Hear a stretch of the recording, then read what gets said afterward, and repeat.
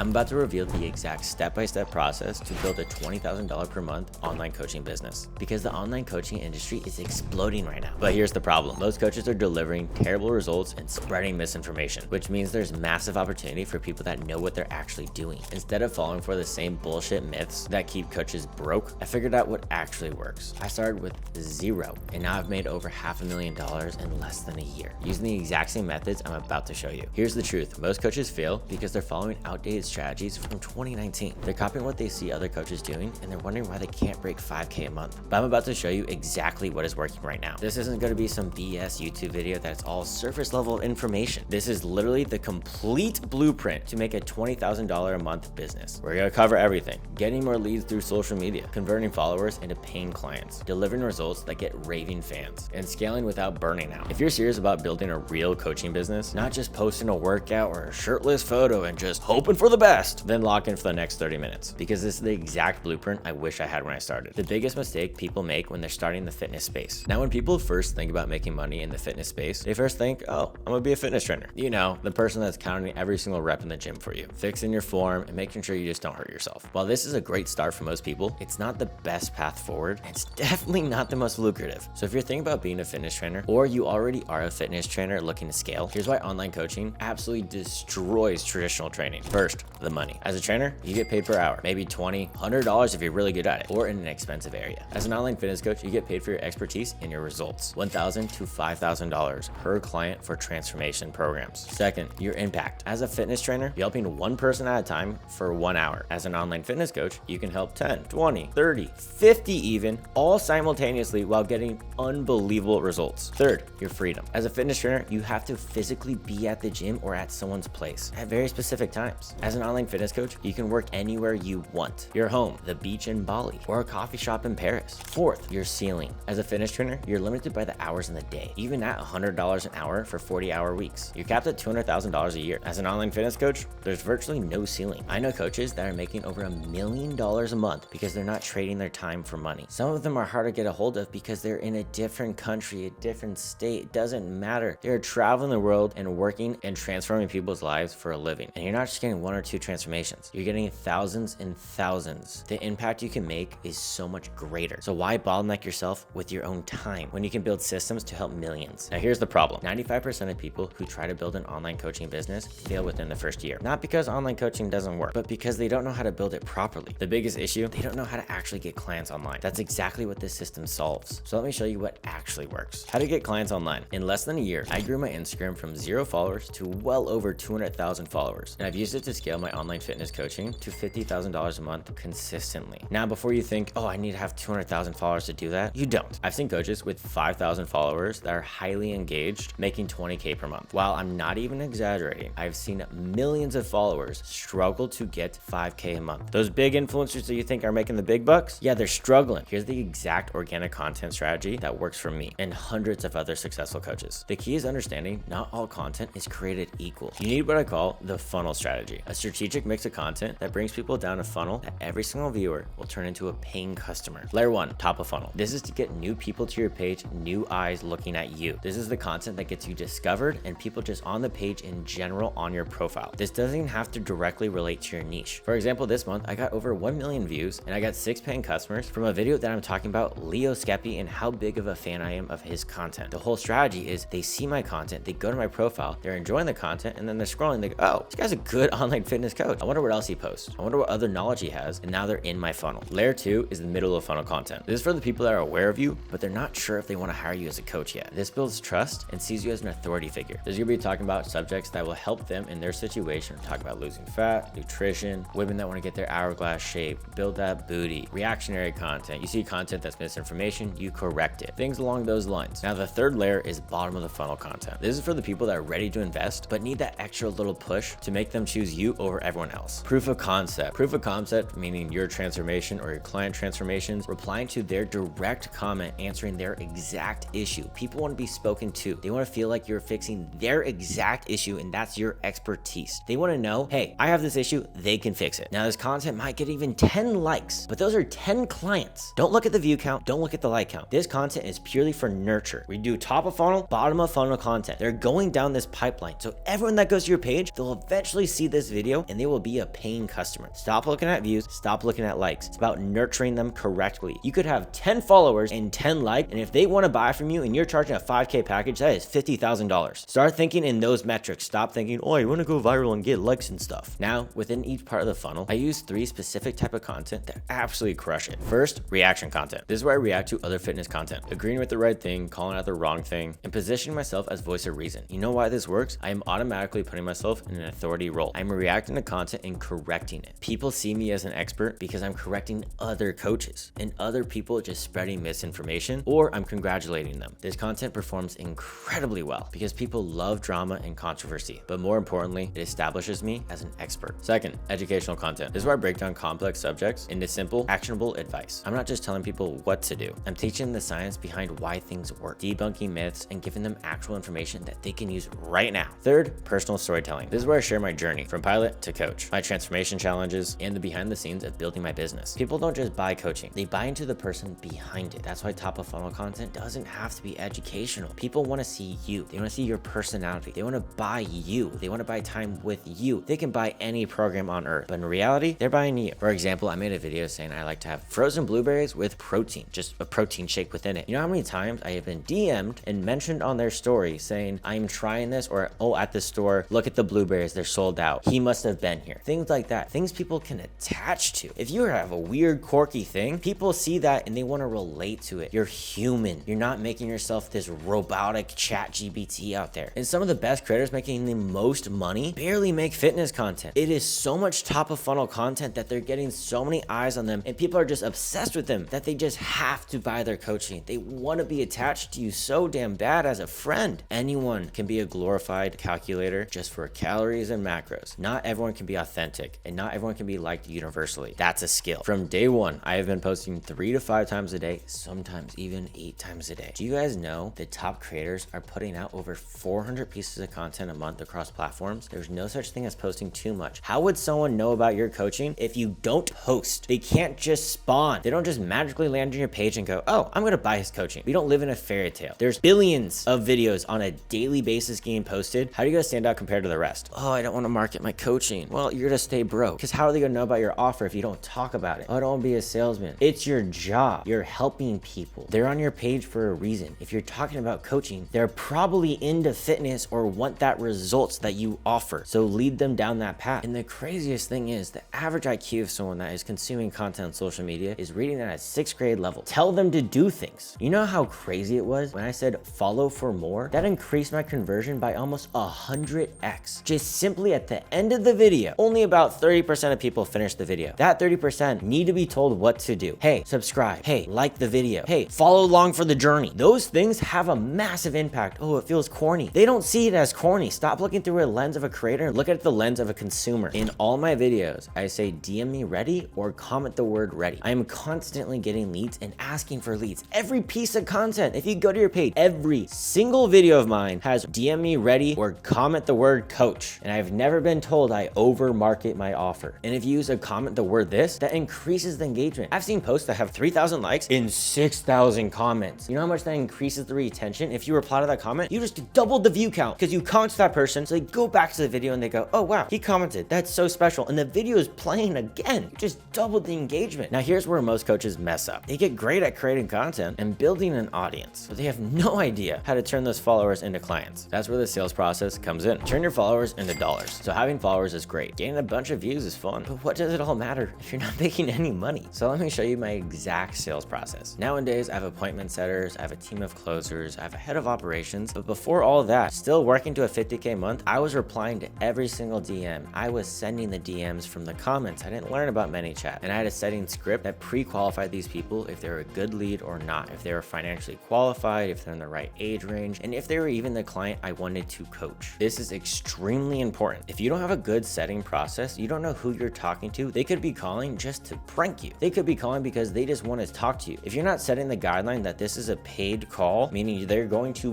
buy your coaching, not it's a free coaching or free advice call, because you will be shocked how many people think your time is free. So you have to let them know it is not free. So you can ask very important questions, and don't be afraid to ask, hey, what's your credit score? How much do you make a month? What is your job? If you're afraid to ask these questions, you are not made for this job. You simply just have to ask, and you will be surprised maximize what you can get. Step 1, generate leads through your stories by using keywords like ready, fit, anything along those lines. I've learned and wish my word was a 3-letter word because people misspell your word quite a bit. So your ManyChat programming can be very simple if you made it a really simple word like fit. Same with commenting for the CTA, call to action. In all these stories, make sure you're nurturing these people. It's not about how many views you can get on it. It's about how much these viewers are going to turn into customers. Make sure they're testimonials, proof of concept, your transformation, your ab photo looking good, or one of the clients that you want, but the ideal avatar. Stop posting testimonials if they're not who you want to work with. If you have a 16-year-old and you know most 16-year-olds can't afford coaching, stop posting the 16-year-old. If you work with only women, stop posting male transformation. Take their money, but don't post their body. It's real simple. I see so many coaches fall down that path because they want to show proof of concept, but if you're niching down, you have to post your niche. Post their weight loss rather than how they look. Post their text messages saying how big of an impact you brought them rather than showing their body. These should be on your story showing proof of concept, and make a highlight on your Instagram so people can just see on your profile. Proof of concept. Just say testimonials, changing people's lives, transformations, your one-on-one coaching, things along those lines. Step 2, this is the nurturing and making sure the leads are qualified. Like I was saying before, ask their age, ask their income, what job they do, what their workload is, what they do throughout the day, things along those lines so you can tell if they're going to be a paying customer or they're just wasting your time. Step 3, book a call with them. When you're first starting out, these people don't know who you are, so make it a discovery call to lessen the pressure. Frame it as, hey, this could be a session where I get to know your goals and see if it's going to be a good fit and you can learn about my offer. They will be more inclined. People are tired of high pressure sales tactics and they can smell a sales pitch a mile away. They're not dumb. Here's the sales call framework I teach all my coaches. Ask the correct questions. The best salesman listens and leads the conversation and always gets back to the script. Once you have a good script, it always varies. Every call is different. There's no such thing as the same sales call, but you always try to get back to the script as fast as possible and you find their pain point. This is extremely important when you're handling objections. Objections are things like, oh, I need to talk to my wife. I'm not really sure about this offer. I need a little time to think about that. I'm sure you've heard that thousands of times, yet you can't close them. Those are closable calls. The more you nurture them, the more they're comfortable, the more you know their story, the more you can use that information to close them on the call. You have to ask these questions to find the specific thing that you know you can fix and you're going to harp on over and over and over again. Step 4, keep posting the content. Even prospects you don't close all the time, you can still nurture them over and over again and make them see your face, build the trust. I don't know if you know the psychology, it takes 12 to 8 times for someone to see your face to trust you as a person. So to expedite that, let's land on their For You page or their Explore page as much as humanly possible. Familiarity goes a long way. So even if you butcher the sales call, you can still close them down the road. A good rule of thumb I always say is you can close someone after seeing them for 4 months. When done correctly, the client should be asking you how they can work with you, not the other way around. And now you may be thinking, yeah, that sounds good in theory, but how do I handle objections? Let me run down a few that are very common that I experienced when I was running my own sales calls. That all sounds great. I know you can get results for me, but can we start 3 months from now? I'm really busy right now. I have a very hectic time at work. About to go on vacation soon. Is it alright if we just recall 3 months down the road? I'm definitely gonna buy. No, they're not. And that's how I guide it. I get what you're saying. Life gets busy. It's a hard time. Life always gets in the way. But wouldn't you want someone to hold your hand during that hard time? Because in theory, you're gonna work with me for 3 to 6 months, right? What if those times are perfect? So you learn the skills to lose fat in the most perfect situations. We both know life is not like that. Life's not all sunshine and rainbows. Realistically, something's gonna go wrong in your life. So wouldn't you want someone to hold your hand during those hard times? Because if you're able to do it during the worst times, wouldn't you be able to do it in the perfect situations? So if anything, you're gonna get more value just during a busy time. This works because it's completely true. No matter what time in life, you are able to get results. And you know that as a coach, you just have to articulate it properly. You're just leading them down the right path. You're influencing them into a positive decision. And you'll be shocked. These clients are the most grateful for you because it's true. They think, oh, it's impossible because I'm so busy in life. Yet you just showed them with your coaching that it is doable and it is true. When life is perfect, it's gonna be so easy to get those results. If you get the price objection, this all sounds great. I know you can get results from me, but it's a little out of the budget. It's a little expensive. I'd simply ask, if financials were out of the way, would you buy this? They usually say yes. And then you let them explain why. You say, okay, why? And you basically make them sell themselves to you. And if that doesn't work and they say, hey,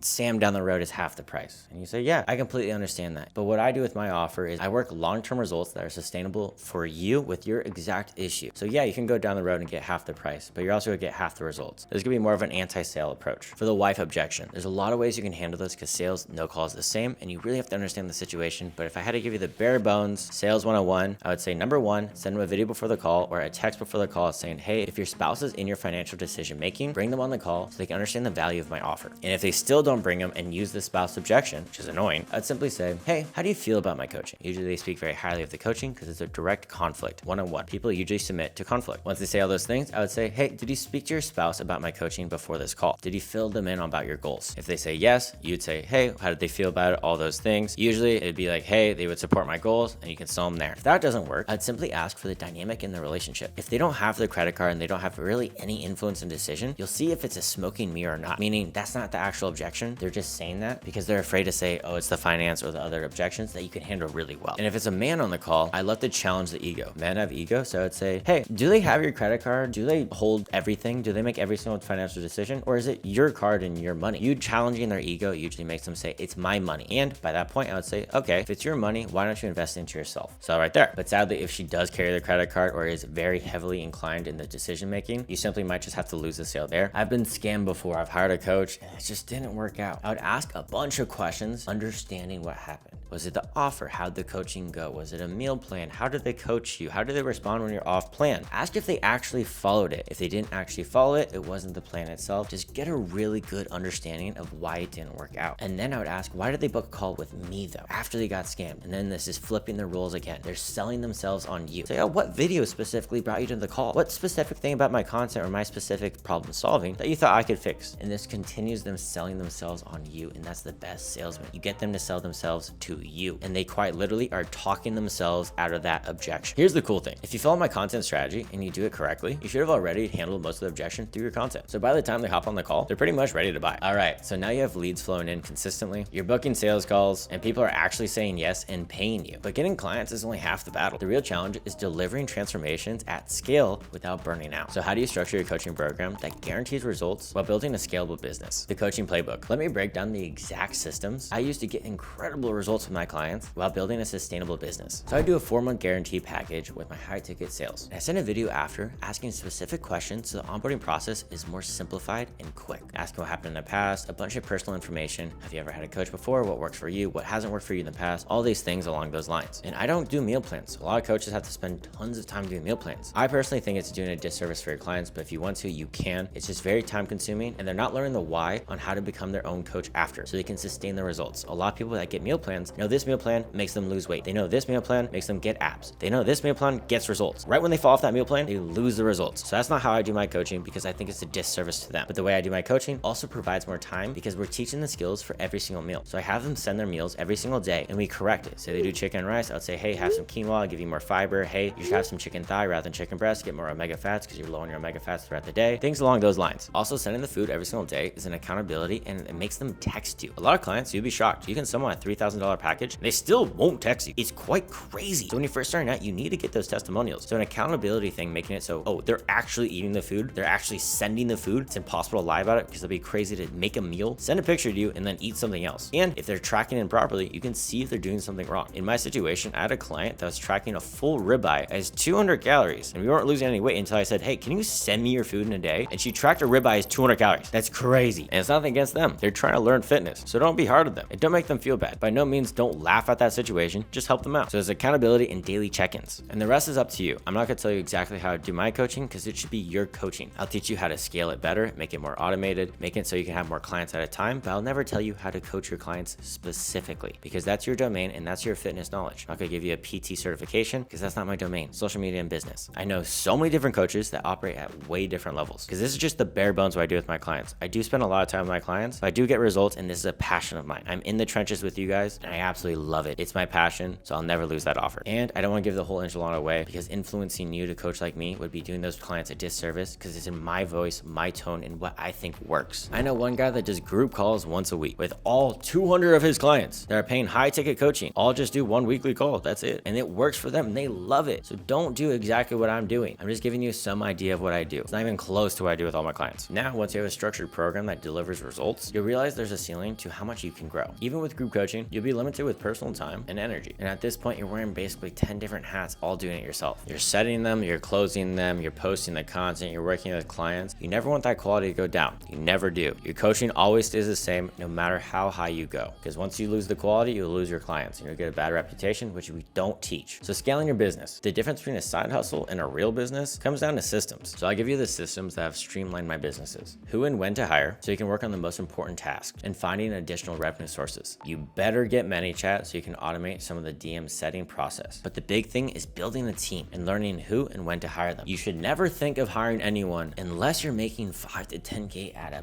minimum. The amount of people that ask me, when should I hire a setter, when should I hire a closer, that haven't made a single dollar from the coaching, focus on lead generation, content, and all those things. You don't need a setter and closer. But once you do reach those 5 to 10K consistent months, you start getting those burnouts because you have so many clients, you're setting them, you're closing them, you're just not having enough time to scale your business. You start hiring setters. These people are going to handle your DMs, basic response, basic client information, pre-qualifying them, getting their financial qualifications, things along those lines. And once you're making more money, you should reinvest into your business and maybe hire an editor if you're not good at that. The number one rule I always teach people is hire someone to do something that you're not good at, or hire them to do it better than you. The biggest bottleneck for a lot of people is they are scared to trust people. If you're not that good at editing, hire someone to do it better. There's so many good editors out there. Next up, sales closers. You're a fitness coach at the end of the day. Don't get me wrong, you should be good at sales and you should be doing role play and do so many sales calls, because sales calls, I believe everything is sales in life. But you should hire a commission-based salesperson. Do not hire them on an hourly rate because they won't be incentivized. They'll just hop on calls, not really handle objections, but once they're incentivized off a commission base, that's when they're locked and loaded, because they get paid purely off selling people. Don't give them an hourly rate, only give them commission. This can range from 15 to 30% per sale. This is so they take all the sales calls that are taking 30, 40, 50, even hours of your day just to sell them when you're not even as good as them on sales calls. Focus on content, focus on your clients, focus on the things that matter. Next steps, when you're making 50K a month,